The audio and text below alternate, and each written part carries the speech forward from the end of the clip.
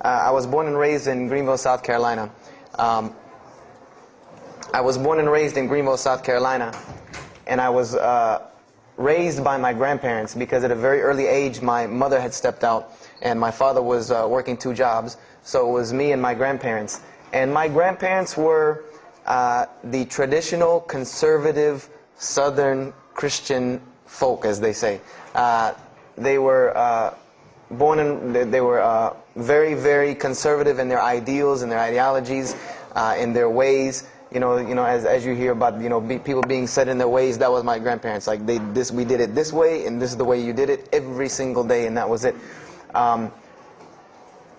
And we were very religious in the sense that we went to church on Sundays, we went to church Sunday evenings, we went to church Wednesday. And in Christianity, that's considered very religious. And it was not hard for us to go to church, and it was not difficult for my grandmother to drag me to church every Sunday, which as a kid is what they had to do, because the church was 2 houses down from our house.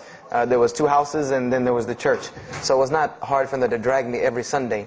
And I hated church as a kid because of the simple reason that, we were brought up United Methodist. And Methodist is, for any of you know, it's very traditional. It's not like you think about like screaming and shouting in church and all that. No, you listen to the preacher, you stand up and you sing, you sit back down, you listen to the preacher, you stand up and sing, you sit back down, listen to the preacher, and that's it. That's all that happens.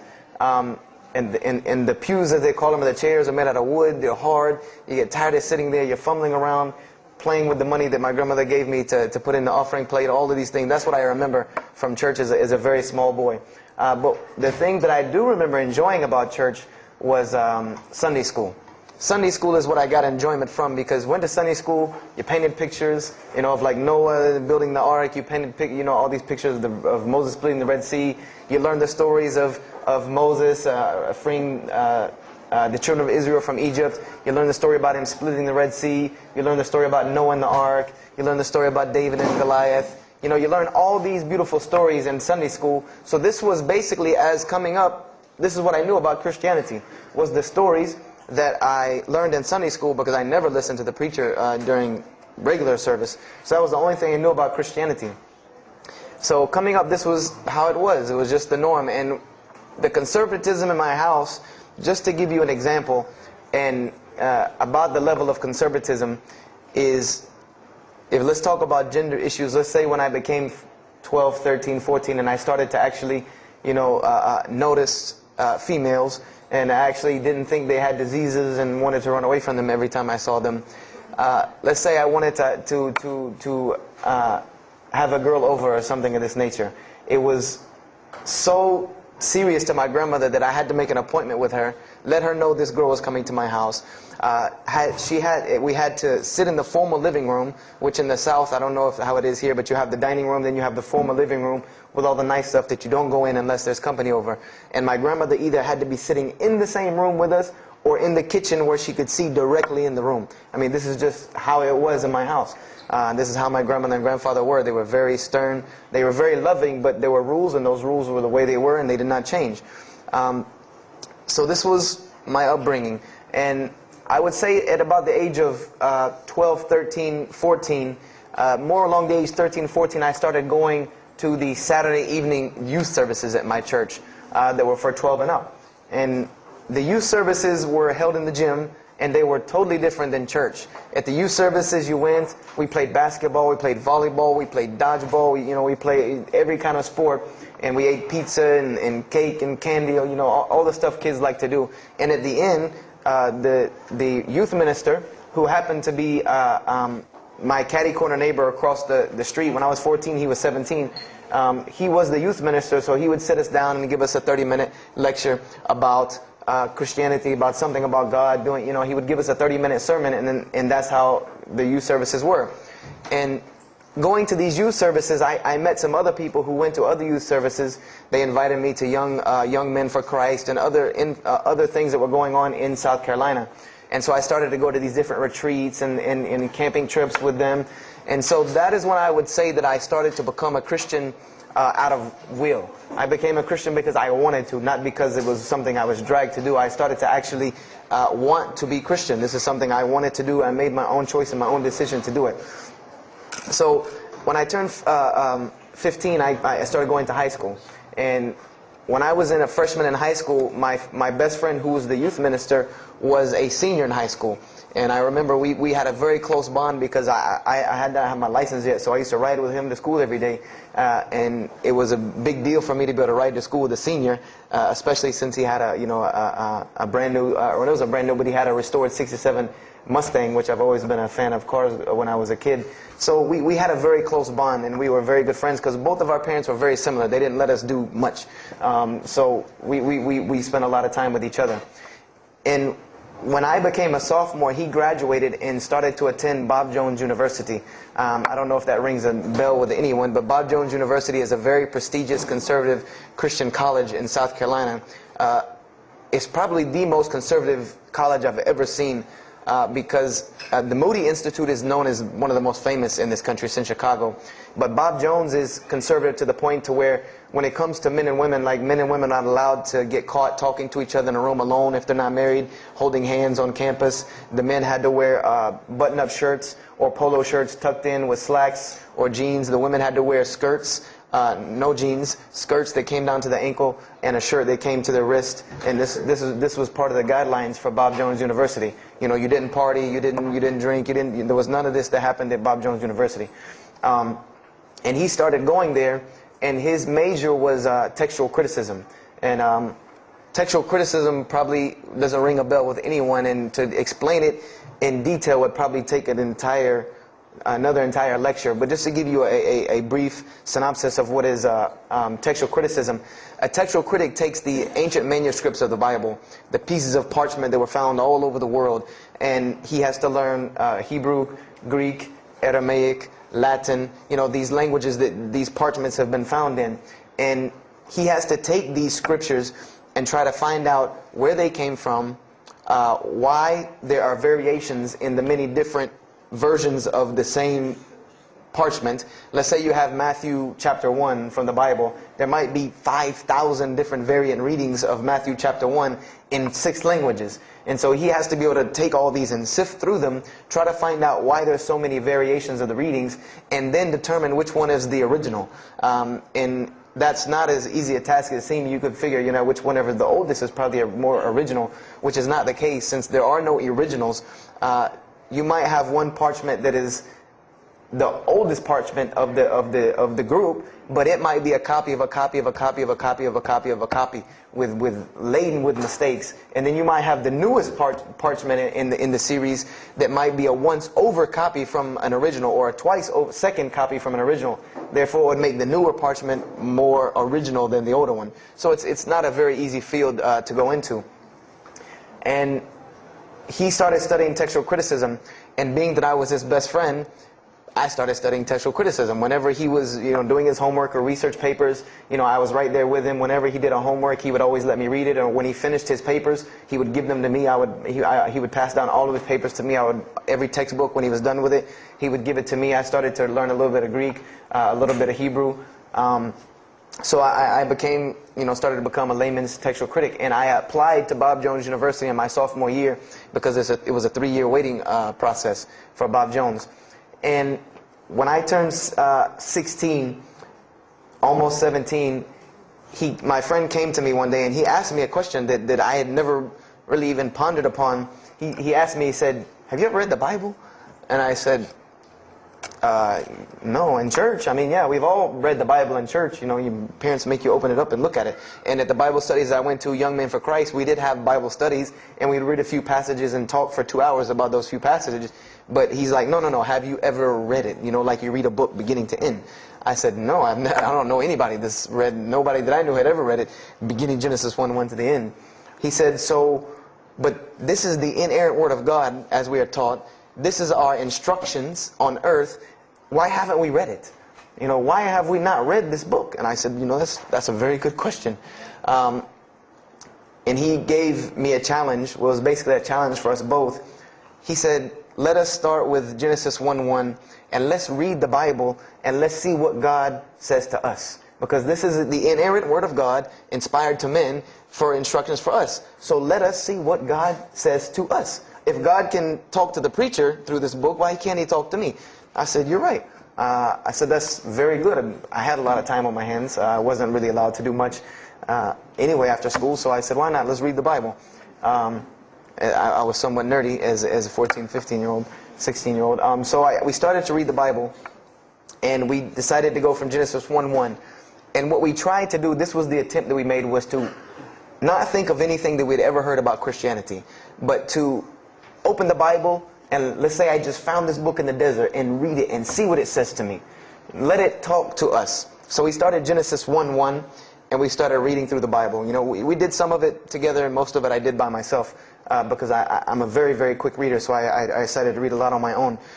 And as I was reading through the Bible, I started to notice the stories that I had heard in Sunday school. You know, you start reading Genesis, you read about Adam and Eve, we all know that story. You started reading about Deuteronomy, Exodus, you know, the stories of Moses, the story of Noah, the story of Lot and Abraham, and all these stories that I know. But I was surprisingly and astonishingly shocked by some of the stories that I read about these same people that I learned about in Sunday school. Just for instance, and this is a big testament to why Allah kept sending us prophets and why Islam was sent as a complete and perfected deen with the Quran. If you read about Noah in the Bible, there is the story about Noah saving humanity from the flood with an ark and all of that. There is this in the Bible. There's another aspect to the story of Noah that not many people know about unless they actually take time to open a Bible. This will not be preached from any pulpit anywhere. Is that the Bible says that Noah was an alcoholic. This is the Bible's portrayal of Noah, or Nuh alayhi salam, that he was an alcoholic, that he was a drunkard. This is the word used in the Bible, that he was a man given to alcohol. And I'm a psychology major, and my field of specialty is mental illnesses, and alcoholism is one of those, is a mental illness. And I know from seeing alcoholism's effect on one of my close friends' parents, I know that someone who is truly addicted to alcohol, and if Noah lived for so long addicted to alcohol, he was seriously addicted to alcohol.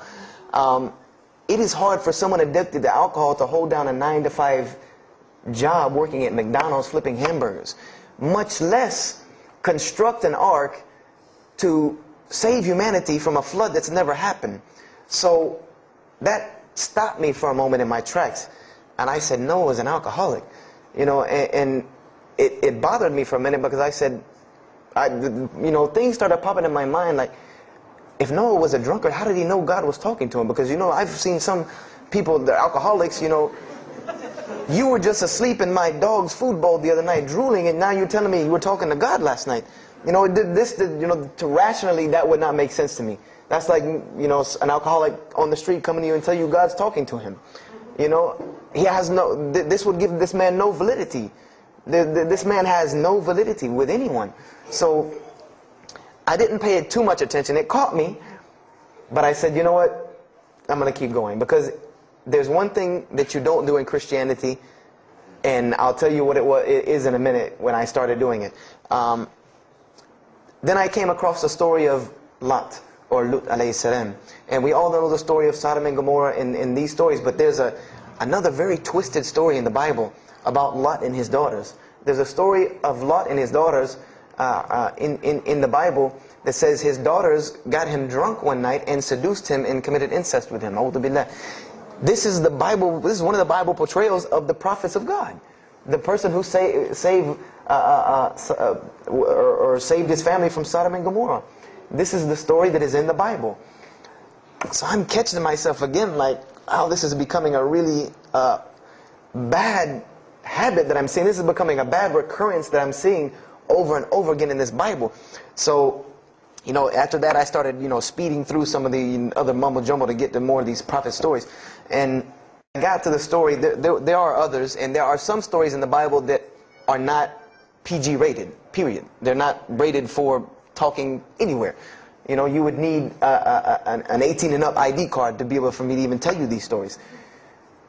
the one that intrigued me, that caught my attention the most, was of my most beloved story in the Bible, and that was of David and Goliath. That was my most intriguing story to me, because not only was, it said that in the Bible that David was a very small man and Goliath was a very big man, and that was appealing to me because I've always been very short, and as a kid I was really short. So, I said this was a very beautiful story to me, just in its prose and in its concept of overcoming. And so I started to read about David. And there are very beautiful stories about David in the Bible. There are indeed. But there is one story about David in the Bible that shocked me to my core. And it's a story about three people. There's three people in this drama: David, Bathsheba, and Uriah. And it says that David saw this woman named Bathsheba. And she was one of the most beautiful women of her time. And she happened to be married to one of the commanders of his army named Uriah. But David on this day decided that he was not able to resist his temptation to be with this woman Bathsheba, so he did. And he committed adultery with her. And knowing that he did this, the way that he decided to cover it up was he sent a letter to the generals of his army saying that when the battle was fierce, for everyone to pull back and abandon Uriah, so that he would be killed, and when he dies, then he could have Bathsheba, no harm, no foul. So David went from being the slayer of Goliath, the hero from man, to an adulterer, a plotter, and a murderer. And so this is when I really caught myself and said, hold on now. Something's wrong here. Something's got to give. I said, because to me, God's prophets in my mind were people of example. People who I could follow as an example. Someone who was supposed to be the best of us, so that we could follow them and emulate them. And they're turning out to be worse than some of the people that you see on America's Most Wanted. David is somebody that, if I only knew this about him from the Bible, I see him coming down the street, I'm going the other way and calling 911, because he has to have a warrant out on him for something. This is what I'm thinking in my mind. This man is not an honorable man at all. Okay, he killed Goliath, yeah, but he killed this other guy named Uriah to be able to commit adultery with his wife. So I committed the cardinal sin in Christianity. I started asking questions. This is the one thing you do not do in Christianity, is you don't ask questions, especially not about issues like this. So I went to my pastor and I started asking questions. What's going on here? Pastor, there's a very bad recurring habit about these men in the Bible. What is the deal here?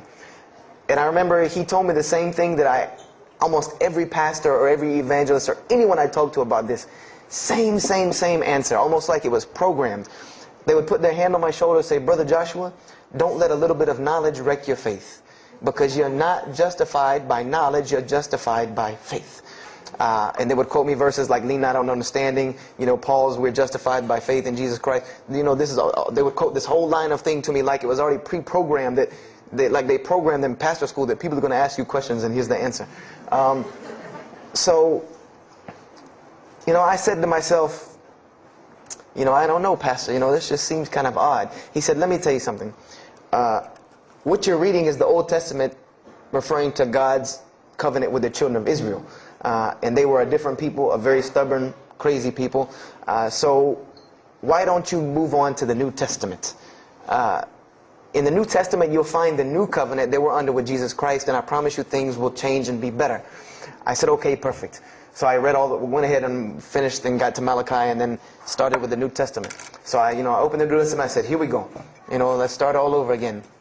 But there were a few things that I had learned from the Old Testament that I wanted to keep in mind when I started to read the New Testament. I learned, number one, that God was one in a unique sense. This is what I learned from the Old Testament, that God was one in a singular, unique sense. This is over and over and over and over very clearly in the Bible. God's nature is one. This is so clear through the Old Testament. And that He was very jealous about His worship. And every single time the children of Israel would turn to something else other than Him, He would punish them and restrict their lifestyle. This is something that I learned. And it kind of, the similitude to me with how God dealt with the children of Israel was, and I hate to use this stark contrast, but it's almost as if one of us went out, God forbid, I hope not, and let's say we went out here and robbed a bank. You rob a bank, you're going to jail for a long time. And every day when you wake up, do you think that that jail is going to look like the Hilton at LAX? No, I doubt it. It's probably dark, cold, bad food, orange jumpsuits, not nice people, the whole 9 yards. And the reason why this is, and I know this now from studying psychology, is that this is supposed to be a stark reminder every single day when this person wakes up that you are in jail. This is supposed to remind them every single day you're in jail because you committed a crime. And we run this, not you. This is the message that is being portrayed to this person in jail. So when the children of Israel kept rebelling against God, He restricted their lifestyle. If you study Judaic law now, it is some of the most strict religious law you can find. All of the good things that we enjoy as Muslims, even when it comes to dietary laws, like the good parts of the meat that we are allowed to eat, they can't have these things.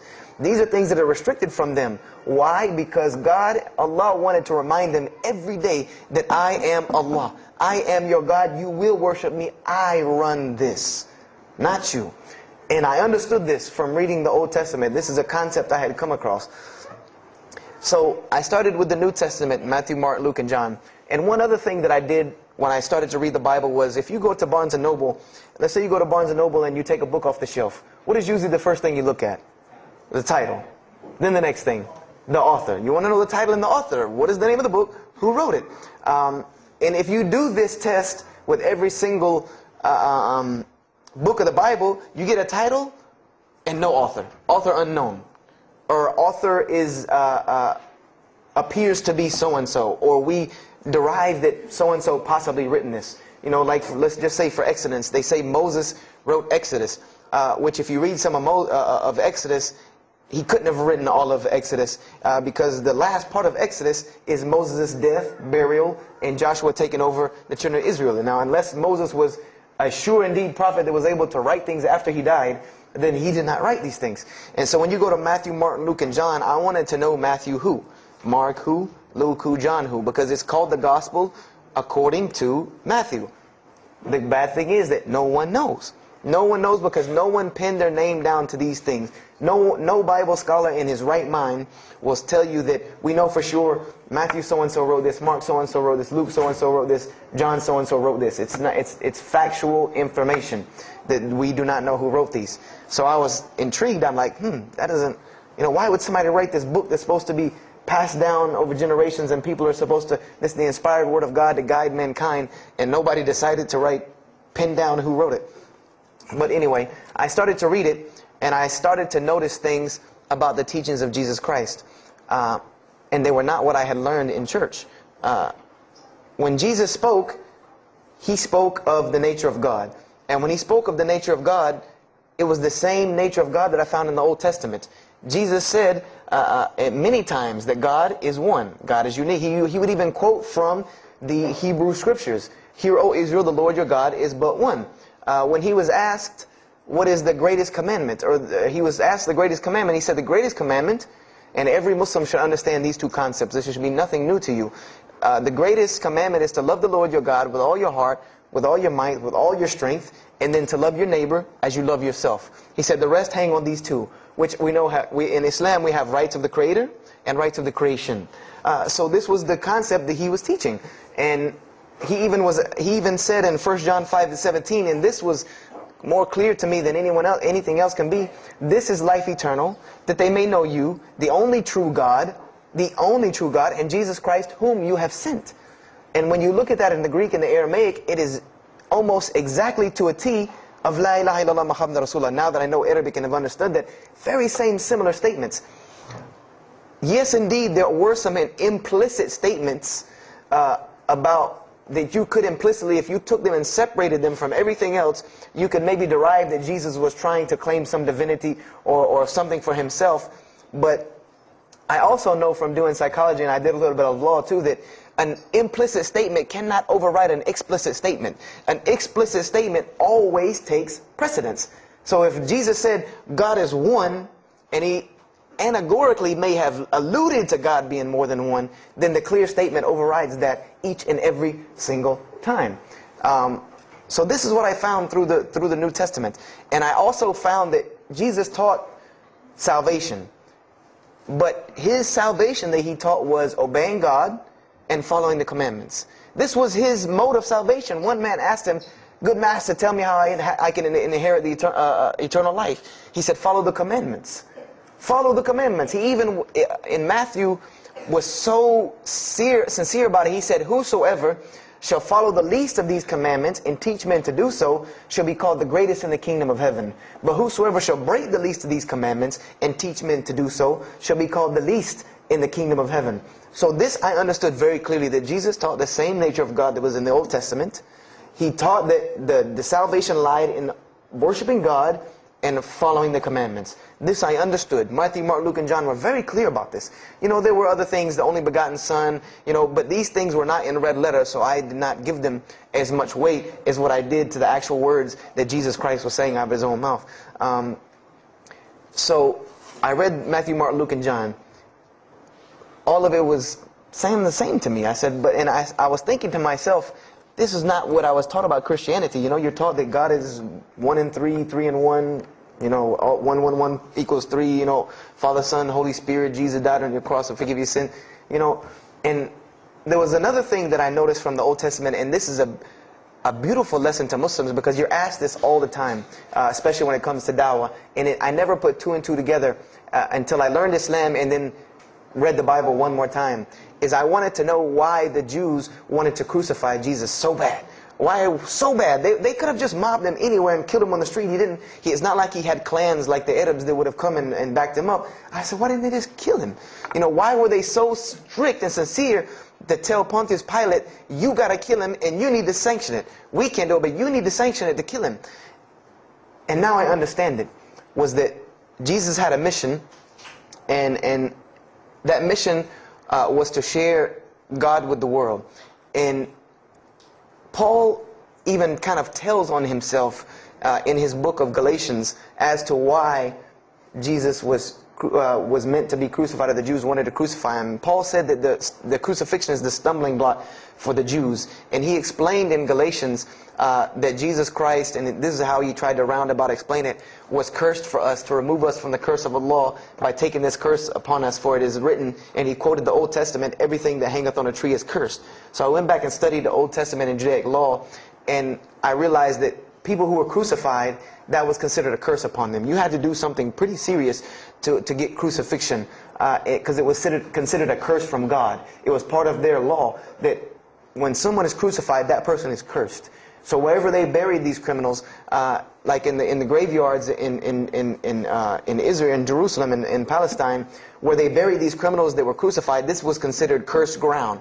This was considered ground that you didn't go on, and you did nothing here, because these people are cursed by God. So I started to put 2 and 2 together. That it's not that they wanted to kill Jesus, because they could have just killed him. They wanted to disprove who he was. This was their point, was to disprove who this man was. He said he's the Messiah.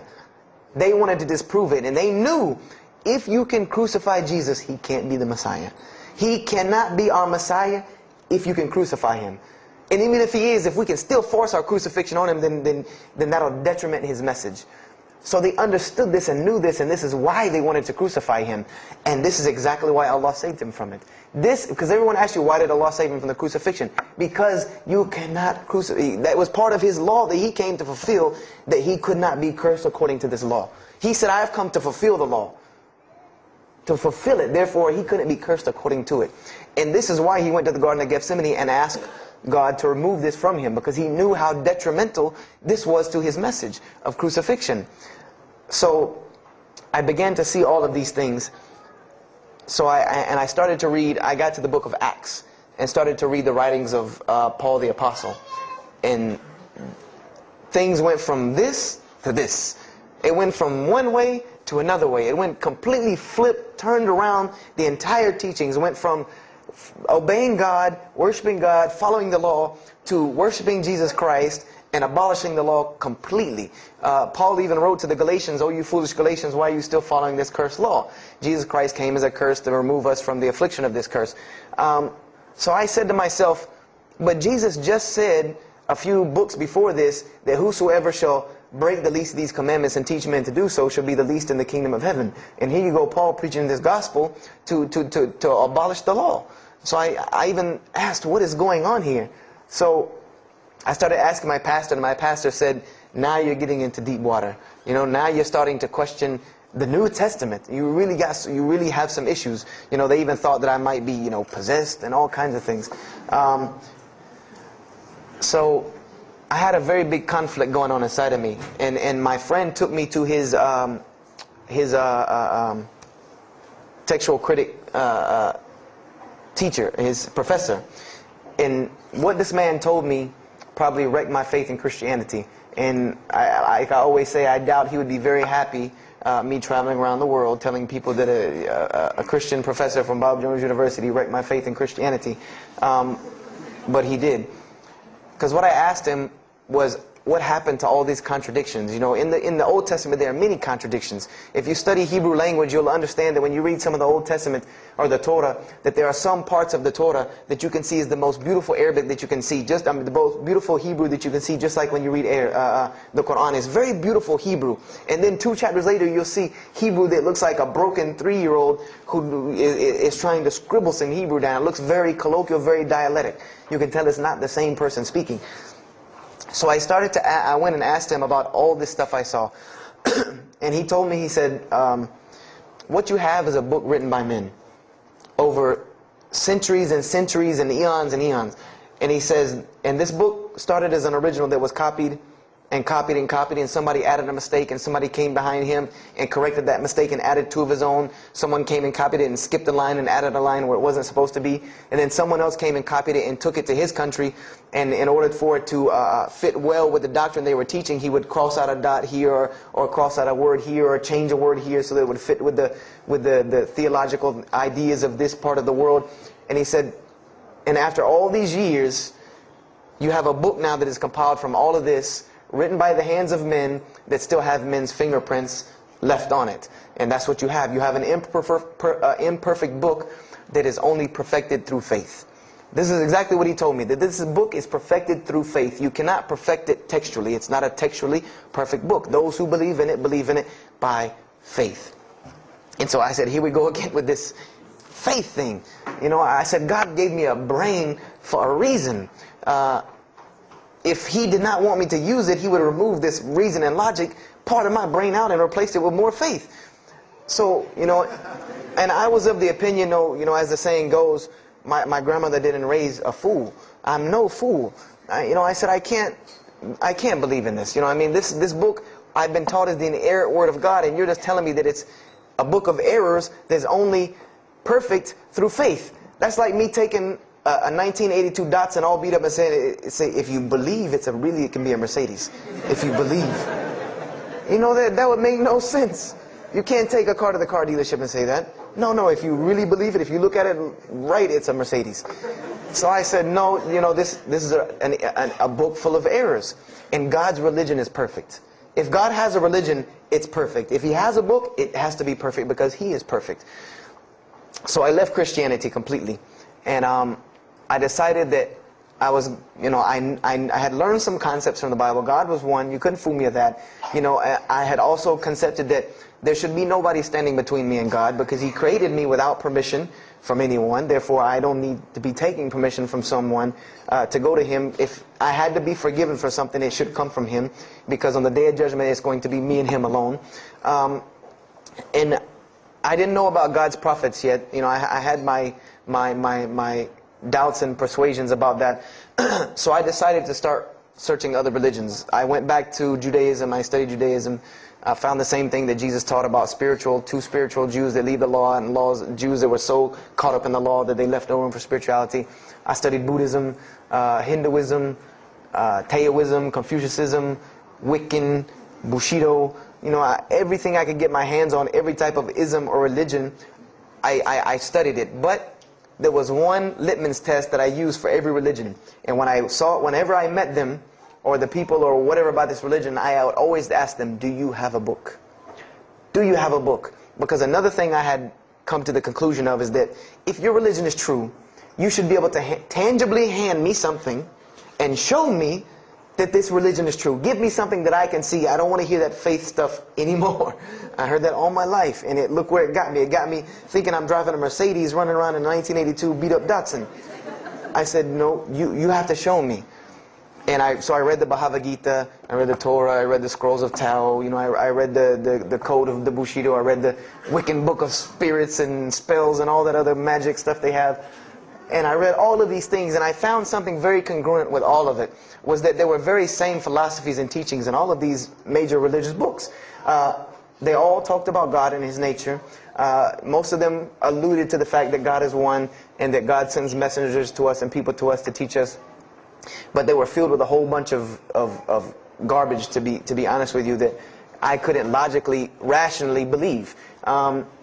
So at about the age of 17, just about the time, about 17 and a half, I gave up my search for God. And I became kind of angry with God, because I said, here I am looking for you, and I can't find you, and it doesn't look like you're giving me any help. And I don't know how many of you know, but for a 17-year-old that is frustrated with God and the world, there's a lot of trouble he can get into. There's a lot of things he can do to put himself in predicaments when he's frustrated with the world and had come to the conception that, you know, if there's a God that exists, then He doesn't really care about me. You know, that's a kind of a dangerous young man.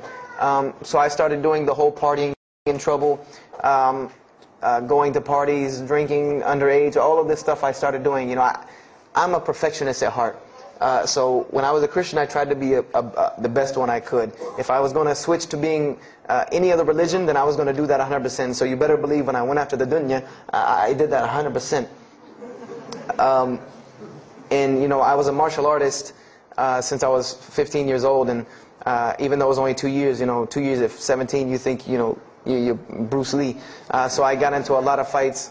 Got kicked out of school, had to go to another school, got in one fight, got arrested for a fight, you know, and there were a couple incidences that stopped this downward spiral, because I was on a very, very quick downward spiral that would, and I believe if I would have continued on that downward spiral, I would probably end up hurting someone, killing someone, or them hurting or killing me.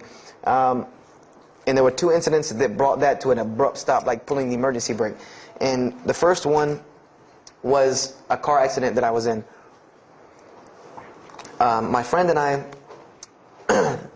were on the way back from Clemson University from a frat party, and we were driving up 385 in South Carolina, and we were both highly intoxicated, and I decided that night that he was driving, I decided to put my seatbelt on for the only reason that I kept falling over when I fell asleep without the seatbelt on, because I didn't really believe in the seatbelt thing, because I said if I'm going to die, I'm going to die. You know, that's the conception that I come up with. That if, you know, if it's time for me to die, it's time for me to die. I didn't believe in the whole time your camel thing.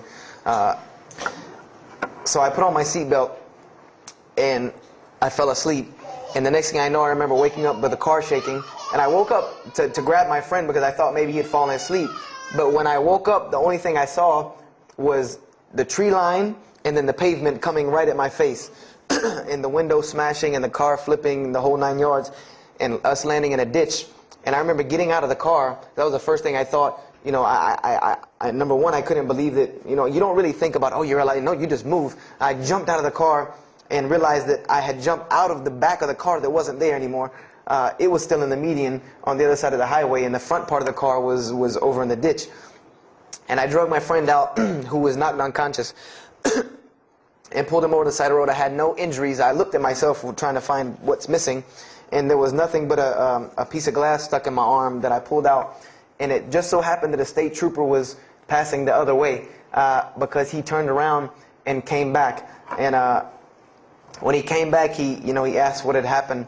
And the first thing he asked me was, did you see what happened? Because there was other people who would pull over, so I guess he thought that I was a bystander, because I started to walk towards him. He's like, did you see what happened? You know, where are the people? I said, yeah, I really saw what happened. I was in the car. You know, and he was like, you know, as they say, like the color drained out of his face, because he was shocked. He said, how were you in that car?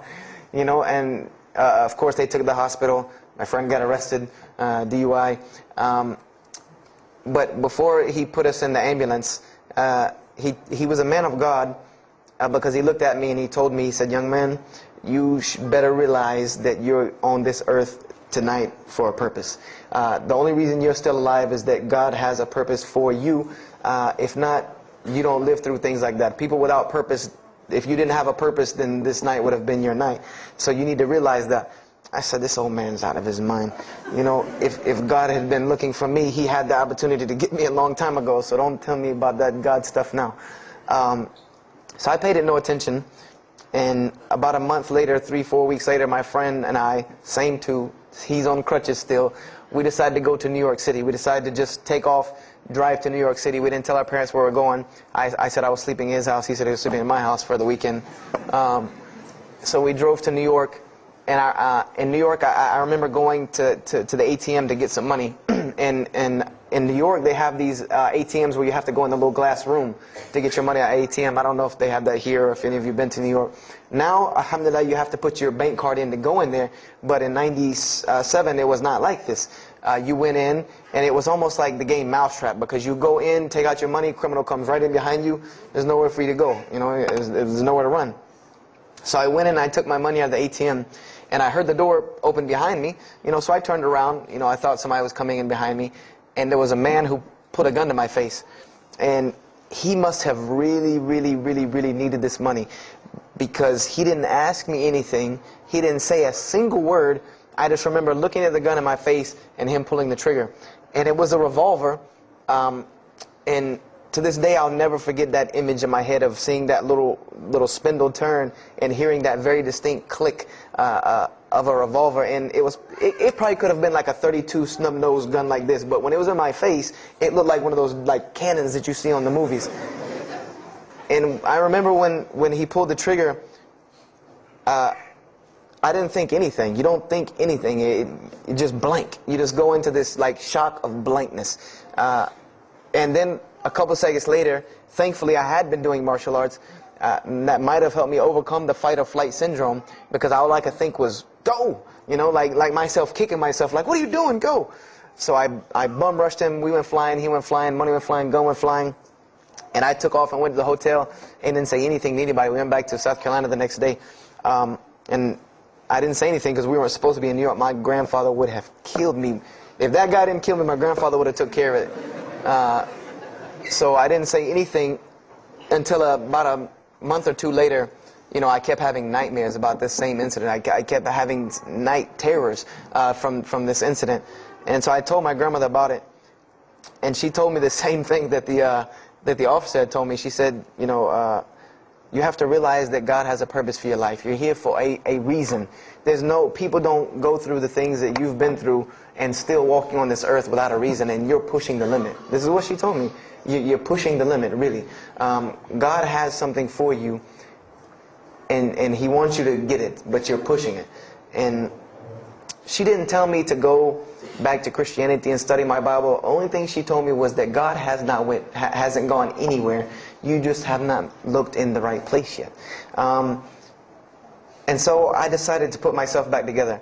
You know, the car wreck, the gun thing, the getting arrested for fighting, like all of that, like really made me stop really quick and think, you know, that I need to get my stuff together.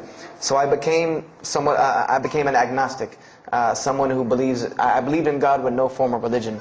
I prayed to God on the floor on my hands and knees, because this is how all the books of God, this is how the Bible, the Torah, the New Testament, the Bhagavad Gita, all of these scriptures that I ever read, they said that this is how the men of God prayed.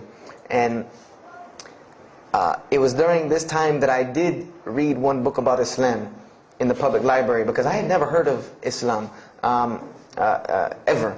But I remember I was looking in the religious section in the library at school, and there was a book about Islam, and or it was in the library, the public library, and I remember it was some title like "Why I'm Not a Muslim" or some, you know, one of these titles that was propagandistic against Islam, but I had no idea. So I just took the book and I read it, and I remember it said that Muslims, M-O-S-L-E-M-S, and any of you knowing Arabic knows that's a very derogatory word. A Muslim is someone who oppresses someone else. That's a very quick sleight of the pen that was used in the past for a very real purpose.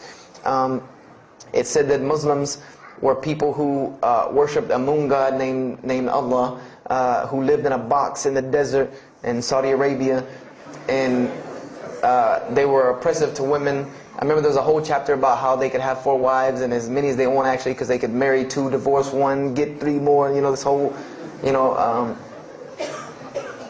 And it said that, you know, I remember the one thing that really caught my attention was the whole chapter on jihad, where it said that Muslims were allowed to kill non-Muslims at any time, at any place, without discretion, and it was an honorable act, and not only would they go to heaven before it, but they would get 70 virgins on the way. You know, so I closed the book on Islam, put it back on the shelf, and marked off Islam off my little list of religions, and said thanks but no thanks, and if I ever see a Muslim, I am out. And I said I'm pretty safe in Greenville, South Carolina. I had never seen a Muslim ever. So I said, you know, I don't have to worry about running into no Muslims, thank God. So, you know, I started, you know, just worshiping. You know, I tried to just be a good person, you know, pray to God, ask Him for guidance, try to be a genuinely good person. And I remember what changed is when I met a Muslim. I met a Muslim who I had met a couple of times at school. We had went to school together, and I knew him, but I never knew that he was Muslim. And there's a couple of reasons why I never knew he was Muslim. Because he was African American, number one, and the book said that Muslims were Arabs. And number two, I didn't know, you know, I thought Muslims ran around, you know, marrying as many women as they want and killing non-Muslims. I didn't know that they could also be part-time drug dealers. So I didn't know, I never knew that this guy was Muslim. I didn't put 2 and 2 together. So we were at his house one day, and me and my other friend, the one that, you know, I got into a lot of trouble with, I'm trying to keep him out of trouble now. We were at his house, and we were debating something about religion. I forget what even the topic was, but you know, you had 2 teenagers thinking they know everything. And I was trying to explain something to him about the Bible. And that guy came in and was listening. He said, "Have you ever heard of Islam?" I said, "Yes, I've heard all about Islam." He was like, "Okay, so what do you think of it?" I said, "What do you mean what I think of it? That's probably the worst religion I've ever seen on the face of the planet." He's like, "Why?" And he's like, "I'm a Muslim." I was like, "Man, stop playing." You know, like, you're an African American. You know, he's like, "So?" I'm like, "The book said you guys were Arab. All the Muslims were Arabs." He was like, "What else did you read in the book?" And I told him. He was like, "Man, what in the, you know, what have you been reading?" He's like, "You need to go to the mosque for Jummah." He's like, he told me, he said, "I'm not a good Muslim." This is what he said to me. He said, "I'm not a good Muslim. I'm not even going to try to front and say I'm a good Muslim." He said, "But I can guide you to some people that can tell you the real truth about Islam," because he knew about my story about wanting to find religion. And he said, "You need to go to the mosque for Jummah." And I said, What's Jummah?" He said, "It's just like church with no chairs." And I said, "I can do church with no chairs because in church the chairs were the worst part anyway." Because they had these hard benches that you sit on that are like this, and they're so hard. I said, "That's good. You sit on carpet? Wow, man, every church should be like that."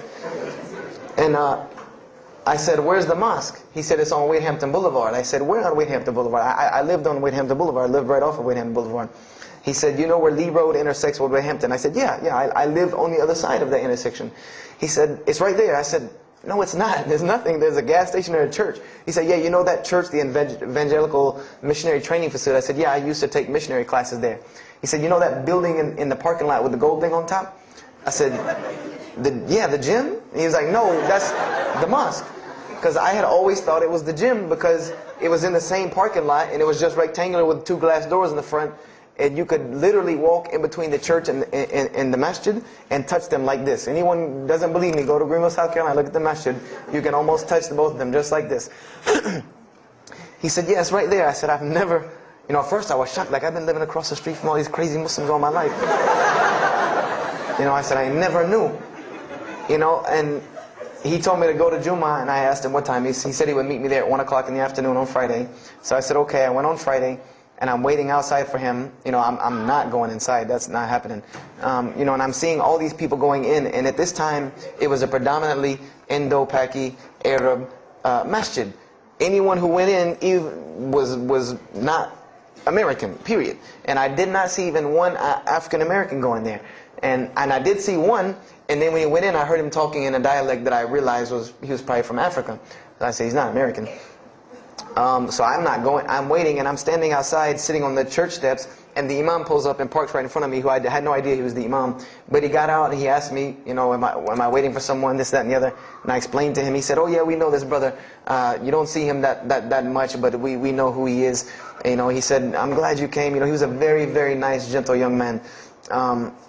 And he invited me into the mosque, and I kind of wanted to wait on my friend, you know, but I didn't want, you know, at the same time I didn't want to tell this man I don't want to go in. So I went in, and they put me in the back and gave me a chair anyway. And I said, I came to sit on the floor. And they gave me a chair anyway, you know, and all of these people are piled up in front of me. And there's no Americans here. And I'm starting to wonder, you know, if this is a setup, because it's starting to smell like a setup to me. Because in my mind, I'm like, you've been set up before, and this seems kind of like this. So, and I'm starting to think in my head, you know, scenarios, you know, a young mind at play. You know, I said, this other guy, my friend, he probably was in the same situation like me, and he probably made a deal with them to get out, as long as he brought other Americans and tricked them into coming to the mosque so they could do their jihad after Jummah and get their 70 virgins.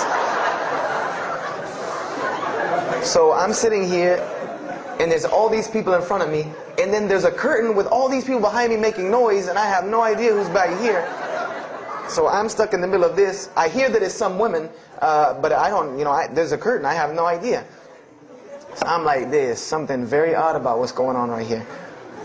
I'm like, just let me make it. I'm starting to look for the exit. I'm like, you know, calculating how many people are between me and the exit. You know, I know some martial arts, so I said I might hit a couple of them, and I'm out. And then the imam came, and I just now realized that he was the imam because he got up on the minbar, you know, and they started to call the adhan. And, you know, I said, okay, that man seemed nice. He seemed genuinely nice. So I felt a little more comfort. And then he got up after the adhan, and he started his khutbah. Inna alhamdulillah nahmaruhu wa I said, oh my God. I said, I bet you he's talking about me. You know, and he's being forceful. You know, he was getting loud and banging on the minbar, and he's pointing in my direction.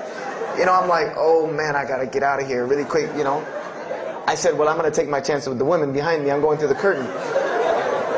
And then he started to, when he got done with his Arabic tirade, he started to explain it. You know, that verily all praise belongs to Allah alone, or God alone. In Him do we worship, in Him do we seek help and assistance. We seek refuge with Him from the evil that lies. You know, he explained what he said in Arabic, and it sounded to me so beautiful. It was very, very beautifully prosed, what he said, and I wanted to know where he got that. You know, I said, where did he get that? You know, because it was only about God and about the nature of ourselves.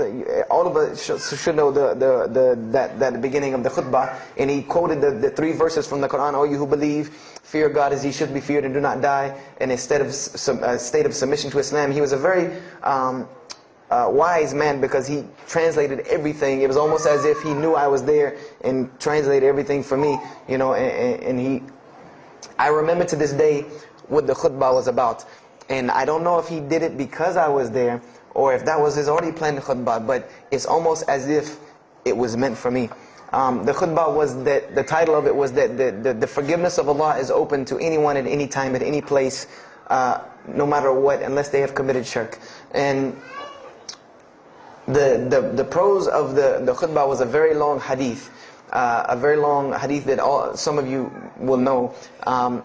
And just to make it short, it was the hadith where the Rasulullah met Angel Gabriel, or Angel Jibreel, and Angel Jibreel was telling them to tell him that if the Muslims commit this certain sin, to tell them that Allah would forgive them. And every time he would tell the Muslims, they would say, okay, well then what about this sin? And he would go back and meet with Angel Jibreel, and he would go back and come back and say, tell them that Allah will forgive him for that. And this discourse happened, you know, for many different sins. And then finally Angel Jibreel alayhi salam said, tell them that Allah has said, no matter what they do, even if their sins are compiled, you know, like the oceans are from the east to the west, as long as they have not associated a partner with Allah, tell them that Allah will forgive them. And I remember he told me that, or he said that, you know, that the door of repentance to God is open as long as you have not seen the angel of death, or the sun hasn't risen from the west. I didn't really understand the sun risen from the west thing at that time. But, and he said that, you know, God's forgiveness has to come from God alone. This was the whole premise of his khutbah, was on forgiveness and tawbah. And I was saying to myself, these are all of the same concepts that I had formulated through reading the religious scriptures myself. And I'm asking myself, where did he get this stuff from? You know, where did he get all this? And he started using names like, he used the name Ibrahim alayhi salam, he used the name Musa, and I'm like, he translated it to Abraham and Moses. I'm like, where did he, you know, where is he getting these are names from the Bible, I know these people. And so after the khutbah, they started lining up for the prayer. And I got apprehensive because everybody's getting up in front of me and blocking my exit from the door. And so I guess one guy in the back saw me, and because I had to move back a little bit, he said, we're about to pray. And I said, pray to who? And he said, to God. I said, which one? And he said, the one that created the heavens and earth. You know, the same one that's in the Bible, you know, the only creator of the heavens and earth, the only God. I said, yes, I know him. So the Imam started to pray, and when he recited the Quran, I know it sounded very intriguing. I had no idea what it was. But then when I saw Muslims bow and prostrate on the floor, verses and verses of every religious book that I had ever read started ringing off in my head, that this was the way men of God prayed. And the first thing that I could think of in my mind was, this is worship. That's what I said to myself. This is not prayer, because prayers are asking God for something. These people are worshiping God. So I said to myself that you've written this religion off way too easily. I thought I was a much more open-minded person than that, and I was ashamed of myself that I had written it off with just one little book. You know, I had put all these studies into the other religions. I read this one thing about Islam and was done. So I went to the Imam after Jummah. You know, he talked to me, and I would have to say that I was probably a little bit rude with him. And I've asked him to forgive me. You know, I saw him a few years later. I said, you got to forgive me for the first time you saw me. Because he started telling me, you know, would you like to know a little bit more? He had a very heavy accent. He was an Egyptian brother. Would you like to know a little bit more about Islam? He tried to give me some pamphlets. I said, no. I don't want any of this right here. I said, do you have a book? This is what I wanted to know. Do you have a book? Can you give me? He said, yes, we have a book. I said, it's called the Quran. I said, can I read it? Is it in English? Can I read it? He said, sure, you can read it. And then he tried to explain it to me a little bit, how it came by. I said, nah, just give me the book, because the book should speak for itself. So I took the Quran home, and on Friday night I started to read it, because this is a book I had never seen before. And I was very interested. So I went home and I opened the Quran, and I read the Fatiha. It seemed to me kind of like the Lord's Prayer. You know, it was a little similar to what I found in the Bible. But then I started to read Surah Al-Baqarah. I started to read Surah Al-Imran, and I started to see names that I had seen before. I started to see names like Abraham, Moses, David, Jesus, Yahya, John the Baptist, Zechariah, Mary. And I said, I know all of these names, but there was something different about these people in this book. The prophets that I found in the Bible were people that were deplorable, of not very good character. These same men in the Quran were someone who were at the highest echelon of moral character and moral fiber. They were someone that was an example to be followed because they lived the message that they preached. Therefore, they were able to be followed and emulated. So I read all of these chapters, and I read the story of Jesus, peace be upon him, because when I saw the name Jesus first, that really intrigued me. I wanted to see, what does this book have to say about Jesus? And I read the story in Ali Imran, and I read the story in Surah Al-Maryam, and it was more beautiful than anything I had ever read in the New Testament, or any nativity story that I had ever heard. It was more beautiful than that times 10. I remember the only thing that I could capture in my mind was the miracle of how, because in the Bible you never really figure out the conflict of how Mary gets over this finger pointing at her about her coming with a baby and she's not married. There's no real end to that. There's no real defense for her from this in the New Testament. But the Quran is so explicit and so clear that Jesus' first miracle was to speak from the womb, to speak as a baby and defend the honor of his mother. Something that you cannot deny, something that you cannot deny about her, who Mary was, when you have this baby speaking on her behalf. So I would say I read the Quran entirely in 3 days. But that first night, after I had made it through Surah Al-Imran, my heart was already given to this book. I didn't know what it meant to be a Muslim. I didn't know how to be a Muslim. I didn't even know what that meant. But I knew that whoever it was that followed this book, I wanted to be like these people. I wanted to be like the people that I read about in this book. These were people I could follow. These were prophets. This was a book of guidance. And this was something that the book is calling and appealing to me. That if you don't believe in this book, you never see that. I've never seen this in any other scripture. The direct challenges that are in the Quran, that if you don't believe this book is true, put it to the test. Put it to the test. And this was something that was so astounding to me, that God is telling you over and over again, if you don't believe this is the truth, test it. Bring me something else like it. Test it. Put it to test. If it was written, if there was more than, all of the analogies about God, everything was so logical, so rational, so reasonable in my mind, that it was like 2 + 2 = 4, and that was it. There was no 1 + 1 + 1 = 3, egg, yolk, water, fight. There was none of that foolishness. The Quran was very direct and very straightforward in its teachings. So I gave my heart to Islam that night in my living room, reading the Quran. And I cried and cried, that I had been looking for the truth all this time, had searched all this way, and it was right across the street. Right across the street from my house. And so I went back on Monday to accept Islam and ask these Muslims where in the world they've been all this time. And I go, ready to go in there and do my thing, and I go and the masjid is locked. And because they only came on Fridays and for Isha during that time, and I didn't know. So I said, okay, I guess I have to come back on Friday. Because every time I passed by the masjid after that, it was always locked. So I came back on Friday and I took my shahada, and as they say, the rest is history. But I don't travel around the world, and this was in December of 1998. I don't travel around the country and the world telling my story, just for the entertainment value.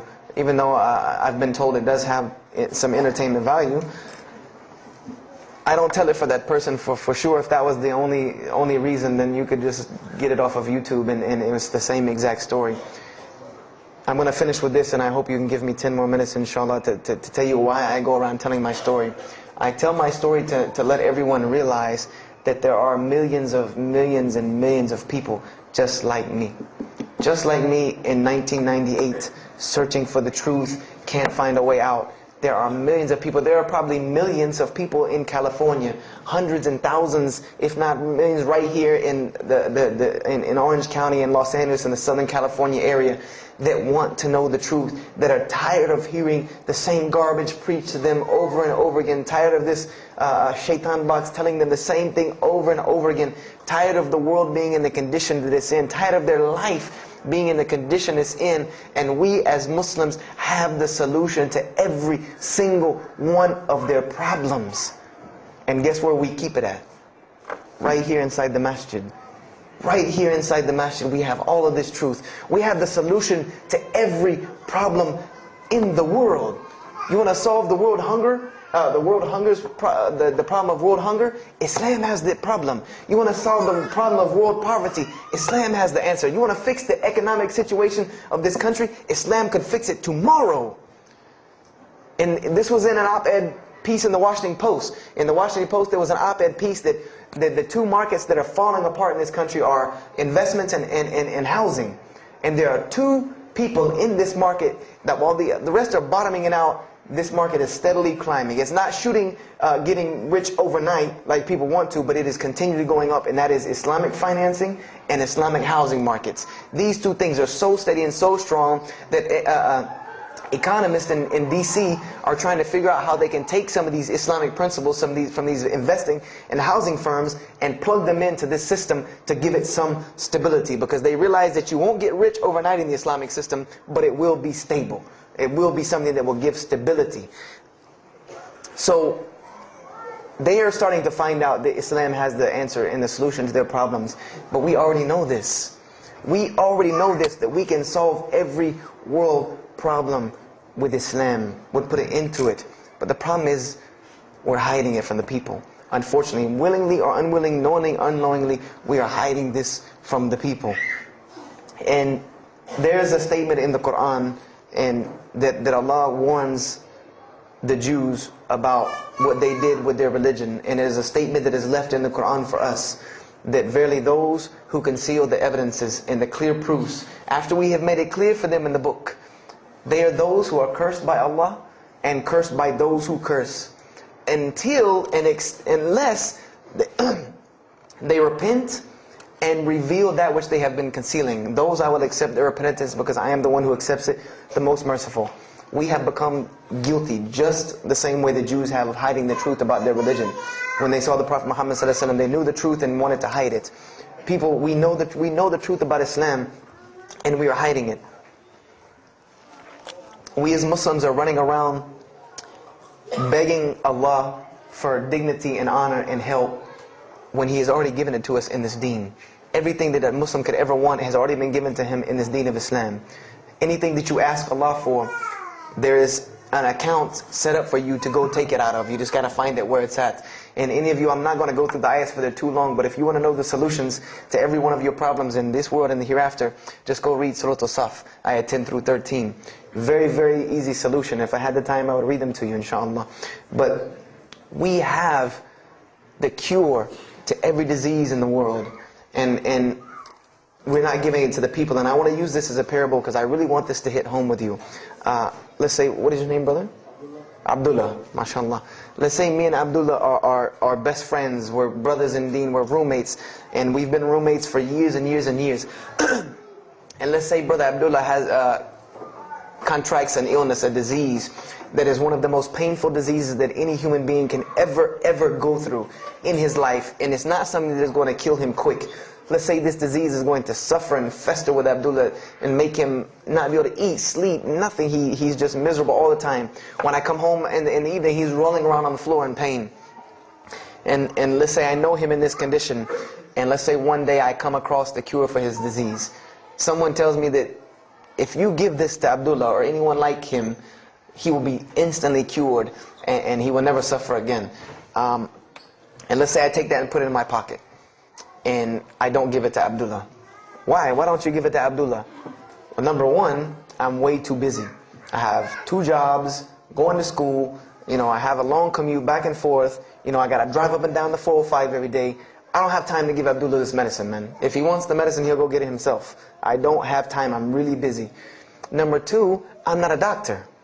I should not be prescribing Abdullah medicine, and I'm not knowledgeable in medicine. He should, if he wants help, he should go see a doctor. I'm not a doctor. Number 3, Abdullah's, please forgive me, but Abdullah's kind of stubborn. He doesn't really listen very well. He probably, he's kind of set in his ways. So even if I tell him this medicine is good for him and it'll cure him, he probably wouldn't even take it anyway. So why waste my time? Do any of these excuses sound familiar? And let's say I don't give this medicine to Abdullah and he dies. And let's say he dies the most painful death that you can ever imagine. I want to ask you a kind of rhetorical question. Do you think on the Day of Judgment that Allah is going to call me and Abdullah up and ask him about this incident between me and him because I've oppressed him? I have oppressed him. I've allowed him to suffer knowing that I could ease his suffering.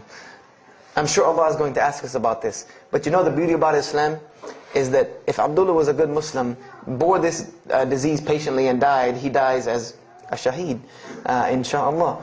And on the Day of Judgment, this is how beautiful Islam is, that he could very well come before and Allah ask us about this, and brother Abdullah say, you know what? Allah, I forgive him. So you forgive him. This is the beauty of our religion. And Allah will forgive me.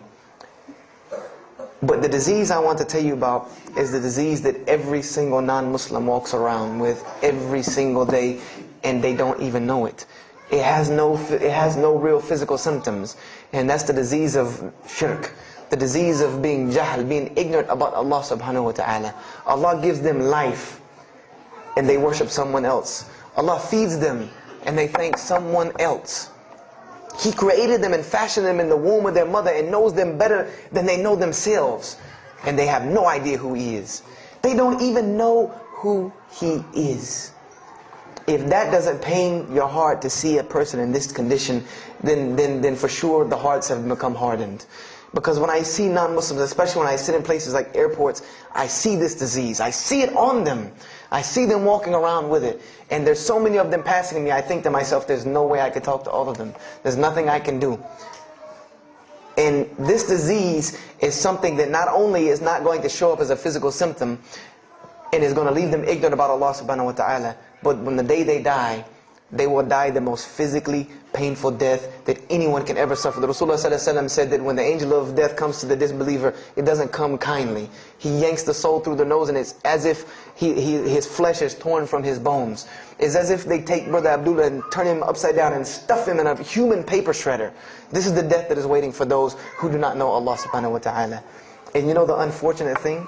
That while you've been sitting here listening to me, thousands of people have died. Thousands of people have lost their life not knowing Allah while I'm talking to you right now. People in this city have lost their life, and there's nothing we can do about them. They're gone. It's too late for them. We can't save them even if we want to. And that's a deplorable, deplorable, sad, sad fact that we can't save them. But there are many, many, many, many who we can save. And that all that takes is us taking this light of Islam we have and showing it to the world. There's a statement in the Bible, and I finish with this. Whether Jesus alayhi salam said this or not, doesn't matter, because this statement is one of the most profound statements that has been somewhat of a focus for me in my mission of da'wah. It is said that no one would bring a candle into his home and then place a bucket on top of it, because then no one would benefit from the light. No, if someone would bring a candle in their home, they would set it on the table in the middle of the room so that everyone could benefit from this light. And unfortunately, the Muslims of this generation, we are a bunch of candles with buckets on top of it. No one can see our light. No one can see the beauty of Islam. And believe me, if you don't see it, believe me, take it from someone who was once standing on the outside looking through the window at that light. It is one of the most beautiful things you can ever lay your eyes on. It is a treasure to be found of treasures. And everyone else can see this, and they will see this if we show it to them. If we allow Islam to be Islam. If we start becoming Muslims, meaning that the best form of da'wah that you can do to this world is very, very simple. It's not complex. It doesn't take a 10-hour workshop, even though some of the details do. But if you want to know the way, the best way to do da'wah is for Muslims to be Muslims. That's it. Study our history. Study the history of Islam. Why was the world conquered by Islam? Not through military campaigns and wars, but through Muslims being Muslims. The most populated Muslim country, Indonesia, was because of Muslims being Muslims. A few Muslims deciding to get up off their behinds and go to another country and live their life as Muslims, not shaving off their deen to be pleasing to those people, but being Muslims. And when the people asked them and inquired, what is it about you backwards Arabs that we've heard all these crazy things about? Now you come out of the desert with pristine moral and character, and you have better ethics and morals than we do. What is it that's happened to you people? And their answer was, La ilaha illallah, Muhammad Rasulullah. That we believe in Allah and He has sent us a man named Muhammad, and we emulate his lifestyle. That's why we're like this. This is what conquered the world for Islam. This is what conquered people's hearts for Islam. Was the truth and the beauty of it, and its simplicity of its message. This is what brought me, and this is what the world needs. With all of this foolishness going on in the world, this is what it needs, the simplicity of Islam, whether they want to hear it or not. They know it in the bottom of their heart. When you show them the truth, even if they turn away from it, they know it's the right thing. They know it's the truth. And on the day of judgment, you can stand before Allah subhanahu wa ta'ala, having washed your hands and saying that I did my job. And I finished just one more thing. I finished with this. If you don't believe this is important, if you don't believe this is one of the most important things you can do as a Muslim, then the last statement of Prophet Muhammad ﷺ to the Muslims as a whole, he gave his farewell sermon. And we know that what his farewell sermon was a summary or a synopsis of what Islam is and its general principles. And he knew this was the last thing he was going to say to the Muslims as a whole. And how did he end this sermon? Those who are here, pass this on to those that are not here. For verily it may be that the last one that hears my message may understand it than those right here among us. He gave a command to those Muslims to pass it on, and for those Muslims to pass it on, and for those Muslims to pass it on, until there was no one left to hear this message.